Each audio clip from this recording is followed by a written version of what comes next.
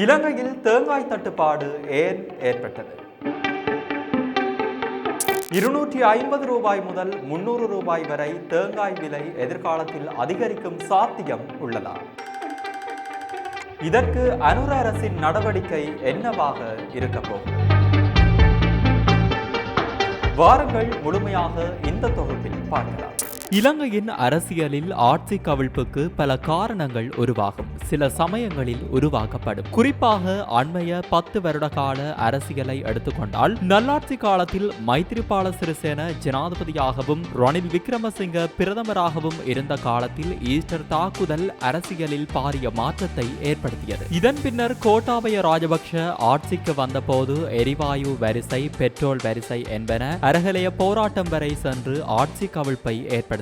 இதன் பின்னர் 2 வருடங்கள் ஜனாதிபதியாக இருந்த ரணில் விக்ரமசிங்க அவர்கள் சற்று கொந்தளிப்பில்லாத நிலைக்கு இலங்கையின் பொருளாதாரத்தை நகர்த்திய வேளையில் 2024 அக்டோபர் நடந்த ஜனாதிபதி தேர்தல் புதிய அரசையும் புதிய கட்சியையும் ஆட்சிக்கு கொண்டு வந்துள்ளது. மக்களின் பெரும்பான்மையான ஆதரவை பெற்று தேசிய மக்கள் சக்தி கட்சியானது ஆட்சிக்கு வந்து 3 மாதங்களை தொட்டுள்ள நிலையில் தற்போது அரிசியும் தேங்காயும் ஆட்சி கவிழ்ப்பை ஏற்படுத்தி விடுமோ என்ற நிலை ஏற்பட்டுள்ளது. தற்போது பொருட்கள் பலவற்றின் விலைகள் குறையவில்லை என்றாலும் அதிகம் பேசப்படுவது தேங்காய் விலை. இலங்கையை பொறுத்தவரையில் மூவின மக்களின் அடிப்படை உணவு தேவைகளில் ஒன்றாக தேங்காய் உள்ளது. இலங்கையை பொறுத்தவரை தேங்காய் இல்லாமல் சமையல் கிடையாது, தேங்காய் இல்லாமல் பூஜையும் கிடையாது. அப்படி முக்கியம் பெறும் தேங்காய் தற்போது அதிகரித்த விலையில் விற்கப்படுகிறது. நாட்டில் தேங்காய்களின் விலை அதிகமாக இருப்பதற்கு முக்கிய காரணம் மக்கள் தொகை அதிகரிப்புடன் ஒப்பிடும்போது கடந்த 20 ஆண்டுகளில் தேங்காய் உற்பத்தி குறைந்து வருவதே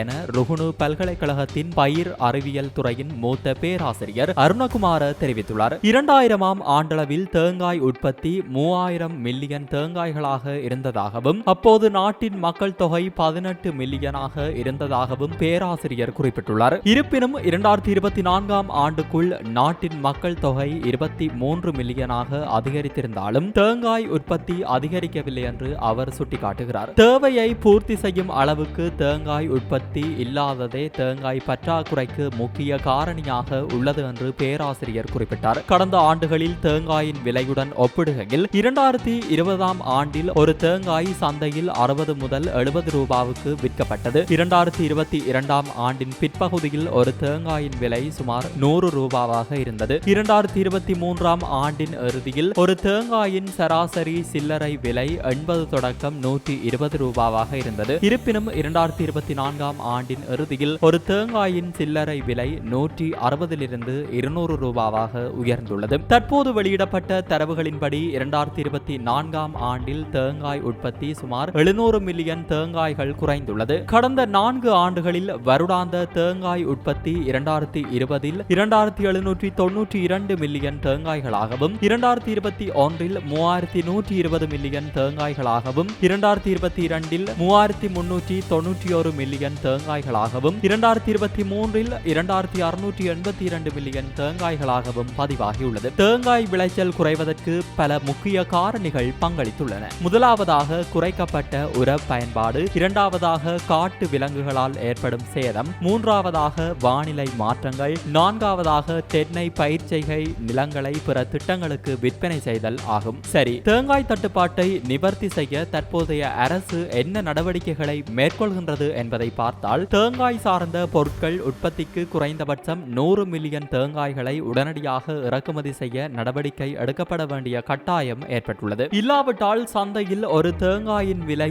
250 ரூபாய் முதல் 300 ரூபாய் வரை அதிகரிக்கும் அபாயம் உள்ளதாக இலங்கை தென்னை கைத்தொழில் சம்மேளனத்தின் தலைவர் ஜெயந்த சமரஹோன் தெரிவித்துள்ளார். தேங்காய் சார்ந்த தொழில்துறை துறைக்கு தேங்காய் பால், உறைந்த தேங்காய் துருவல்கள் அல்லது துண்டாக்கப்பட்ட உலர்ந்த தேங்காய் ஆகியவற்றை அவசரமாக இறக்குமதி செய்ய வேண்டும் என்று அரசாங்கத்திற்கு தெரிவிக்கப்பட்டுள்ளது. இதற்கு அரசாங்கத்திடமிருந்து சாதகமான பதில் கிடைத்துள்ளதாகவும் இலங்கை தென்னை கைத்தொழில் சம்மேளனத்தின் தலைவர் ஜெயந்த சமரஹோன் கூறினார். மறுபுறம் எதிர்வரும் மாதங்களில் பாரிய தேங்காய் நெருக்கடியை தவிர்ப்பதற்காக கைத்தொழில் மற்றும் தொழில் முயற்சி அபிவிருத்தி அமைச்சர் சுனில் ஹந்துனெத்தி மற்றும் பெருந்தோட்ட மற்றும் சமூக உட்கட்டமைப்பு அமைச்சர் KV சமந்த வித்யாரத்ன ஆகியோர் தேங்காய் தொடர்பான பொருட்களை அவசரமாக இறக்குமதி செய்வதற்கான கூட்டு அமைச்சரவை பத்திரத்தை அடுத்த வாரம் சமர்ப்பிக்க உள்ளனர். தற்போது கடும் தட்டுப்பாடு நிலவும் தேங்காய்களுக்கு மாற்றாக தேங்காய் இறக்குமதிக்கு பொருந்தக்கூடிய நிபந்தனைகள் குறித்து உரிய அதிகாரிகள்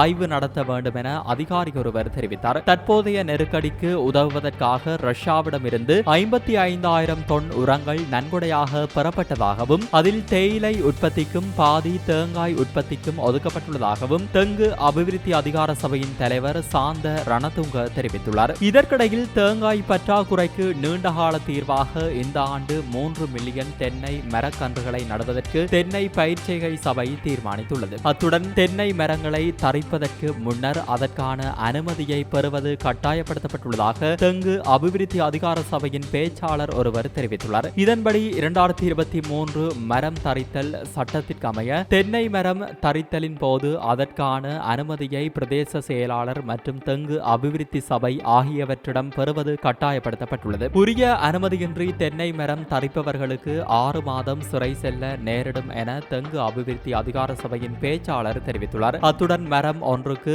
5,000 ரூபாயை அபராதமாக செலுத்த நேரிடும் எனவும் அவர் தெரிவித்துள்ளார். இப்படியாக தேங்காய் தட்டுப்பாட்டை நிவர்த்தி செய்ய அரசும் மறுமுனையில் முயற்சி செய்து வருகின்றமை குறிப்பிடத்தக்கது. இருந்த போதிலும் தேங்காய் தட்டுப்பாட்டை நிவர்த்தி செய்ய நீண்டகால திட்டங்களை அரசு அமல்படுத்த வேண்டிய கட்டாயம் ஏற்பட்டுள்ளது. இல்லையெனில் தேங்காயால் மற்றொரு அரகலையவை தேசிய மக்கள் சக்தி கட்சியும் எதிர்கொண்டாலும் ஆச்சரியப்படுவதற்கில்லை. இது போன்ற செய்திகளை தெரிந்து கொள்ள சமூகம் நியூஸ் சேனலை சப்ஸ்கிரைப் செய்து அருகில் உள்ள பெல் பட்டனை கிளிக் செய்யுங்கள். மேலும் இது போன்ற செய்திகளை உடனுக்குடன் தெரிந்து கொள்ள சமூகமீடியா.com என்ற இணையதளத்தின் வாயிலாகவும் எங்களுடன் இணைந்திருங்கள்.